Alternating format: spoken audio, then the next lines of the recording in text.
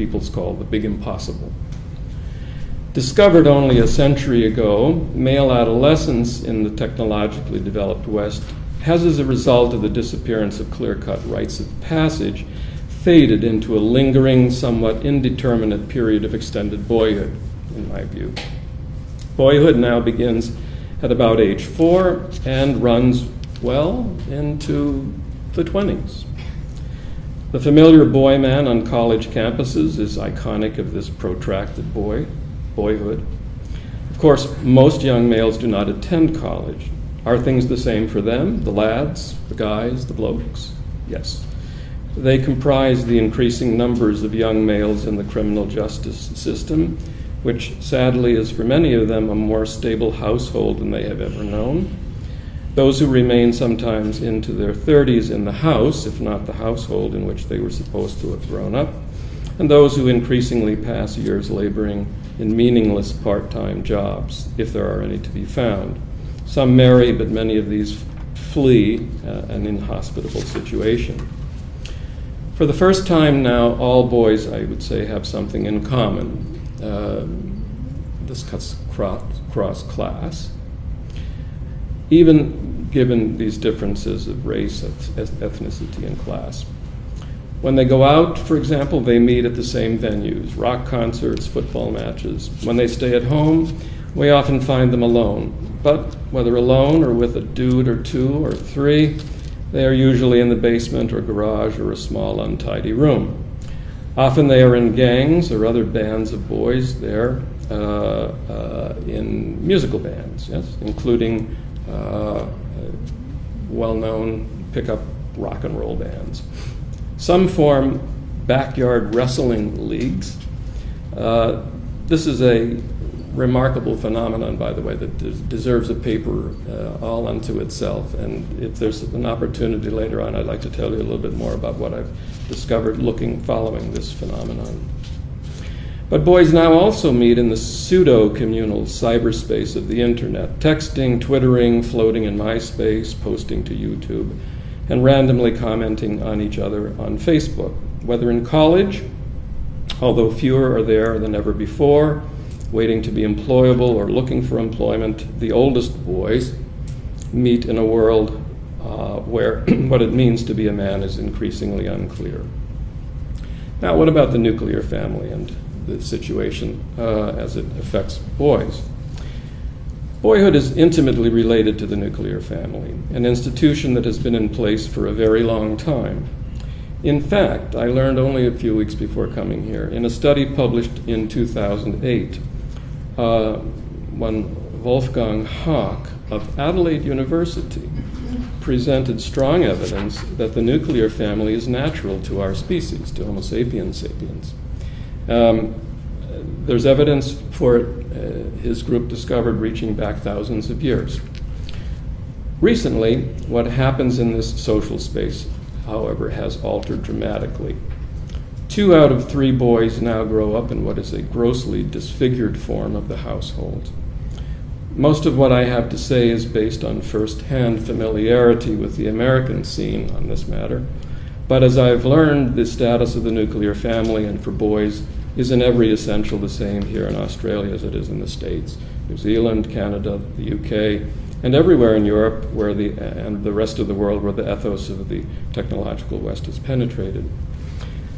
My account may seem reductive in not explicitly referring to the richly nuanced variety of subcultures in these places, but I'm keenly aware of indigenous traditions of custom and language in our countries and how they have affected and been affected by the nuclear family, its dynamics and values.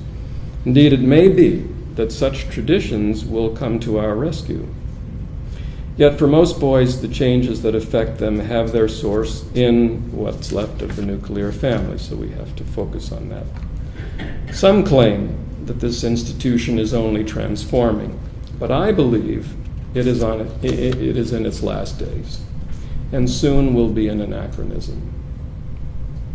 Chiefly because in only a few years, the criteria for casting its cast of characters have been radically revised, and the roles they play have been rewritten.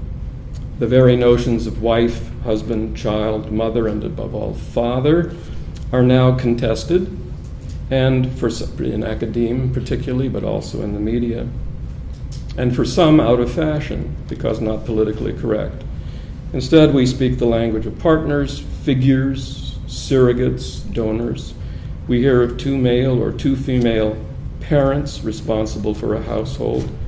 In general, formal and informal, legal and religiously sanctioned liaisons are easily formed and just as easily dissolved. And in the States, 2/3 of our households are now of the single-parent variety, and its head is nearly always the natural mother, who is usually employed full-time for most of the child's early life.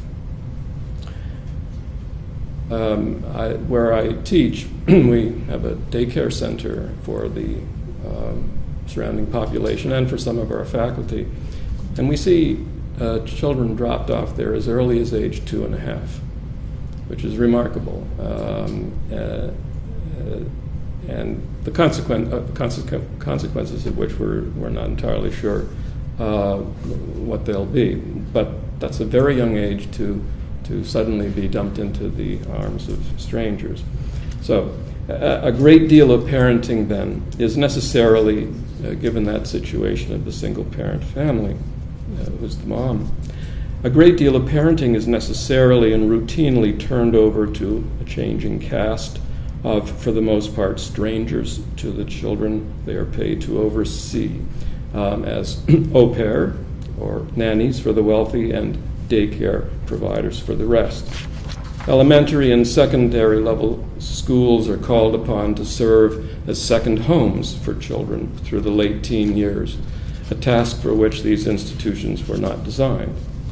Public schools are legally charged and empowered to act, the legal term, in loco parentis, in the place of the parent, right, when children are in attendance at the schools. But teachers working in classrooms are now positioned not only in the place of the parent legally as figures of temporary authority, but are also often charged with acting in place of the kids' parents. Insofar as we have become what Robert Bly once called a sibling society, actively parenting adults often lack the confidence in their own authority, something that children, although they would not admit it, need and desire. Finally, more and more mothers remain in a state of protracted adolescence alongside their offspring in these families. It is a strange sight, but so it is for many would-be parents in the world of the vanishing adult. And what of the children? Boys and girls have television and internet access to what is advertised as representations of adults and adult situations that I term irreal. It's a real word, but what I mean by it is representing a hypothetical reality with respect to what real people do. Designed as entertainment, after all, what children see on TV is often mistakenly understood as equivalent to what older human beings do behind the curtained windows of apartments and houses. So given the changes in parenting I've described, many children now try to raise themselves and each other, and sometimes even their parents, something they're not capable of doing.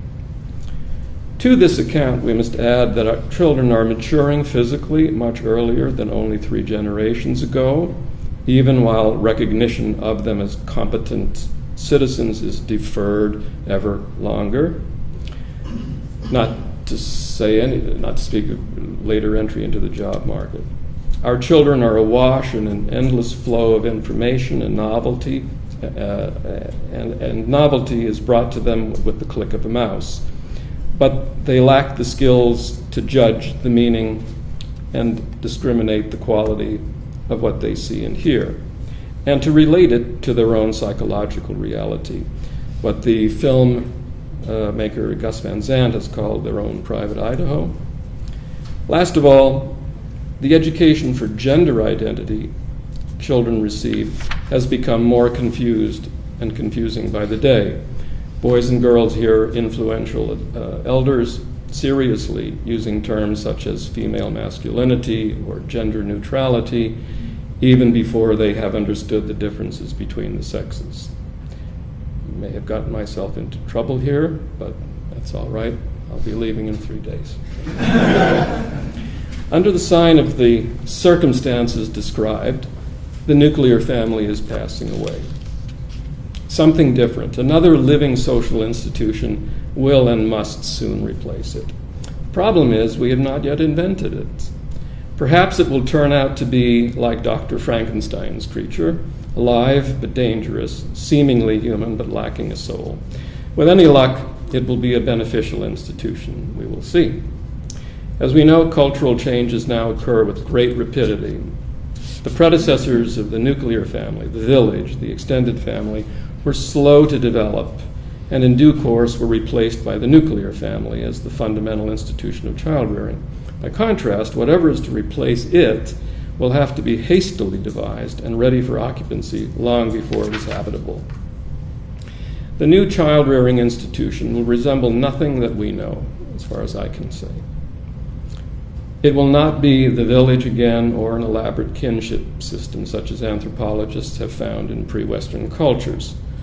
Such groupings are made up of a few hundred individuals.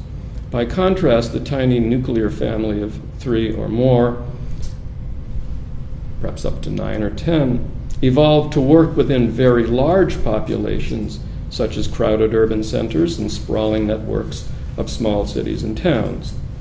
The new child-rearing institution will have to function not only in these vast communities, but also in the global community of instantaneous telecommunication and the World Wide Web.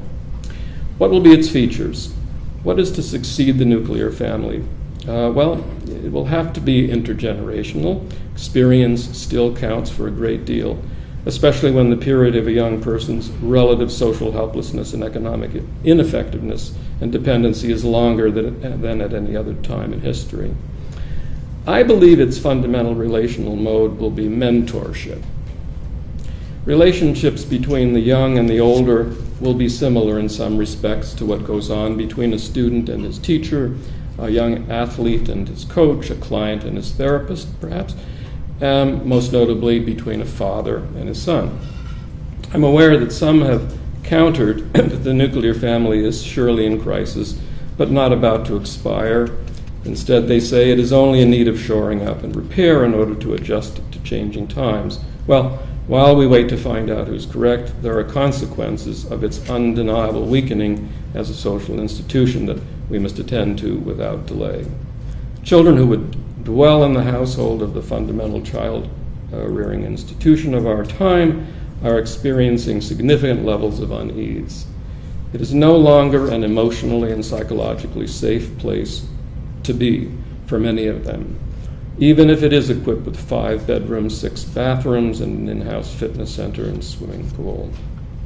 And for reasons I will now provide, among our children, boys, I believe, are more dramatically affected by its transformation than their sisters and girlfriends.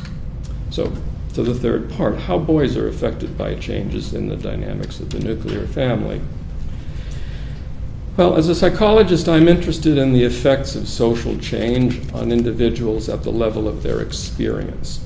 Without understanding what motivates behavior, which is the focus of most study and research, that is, without understanding experience, it seems to me talk about behavior lacks context, and we appreciate little of what it means. Behavior can be very misleading, right? So you see someone push someone walking in the sidewalk between 2 cars and think, oh, this person's being aggressive towards this person, right? But then you see that a cart's coming down the sidewalk that this person didn't see, and the push was meant to save the person's life from being run over. Behavior does not always reveal its intentions or its meaning. So the focus on experience is what I would say is essential here. Here today I can only point to one area of concern to me as a clinician and teacher who has spent 40 years working with boys and young men, and that is the disappearance of the father. I take this to be the single most unique change, important change, in the child-rearing institution that has especially affected boys. You have already inferred that the disappearance of the father and the imminent collapse of the nuclear family imply each other. Just how